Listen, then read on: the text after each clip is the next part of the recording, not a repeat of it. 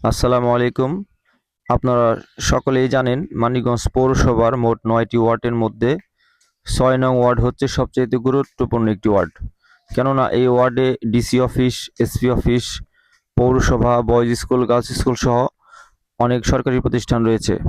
পৌরসভার ৬ নং ওয়ার্ডের শহরের যে সংযোগ, আপনারা জানেন ৬ নং ওয়ার্ডের যে বিদ্যুৎ লাইনের সংযোগ, এটি পূর্বে গঙ্গাধরপট্টি পুলিশ ফাঁড়ির পাশে যে সাবস্টেশন রয়েছে সেটির সাথে ছিল, কিন্তু বর্তমানে এটি নয়াকান্দি সাব স্টেশনের সাথে সংযোগ করে দেওয়া হয়েছে।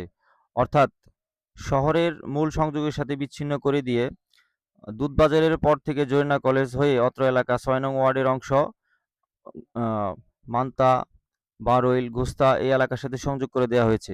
অর্থাৎ ৬ নং ওয়ার্ডের অর্ধেক অংশ শহরের সাথে এবং বাকি অর্ধেক হচ্ছে গ্রামের সাথে সংযোগ করে দেওয়া হয়েছে। এই যে বৈষম্য, এই বৈষম্যটা পূর্বে ছিল না, কিন্তু বর্তমানে লক্ষ্য করা যায়।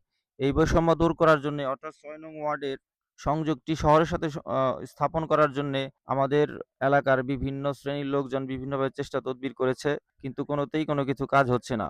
তো আমরা একটি পদক্ষেপ নিতে চাচ্ছি, সেটি হচ্ছে ৬ নং ওয়ার্ডের সুবিধা বঞ্চিত সকল শ্রেণীর পেশার মানুষদের নিয়ে আমরা মানববন্ধনের কর্মসূচি করতে চাই।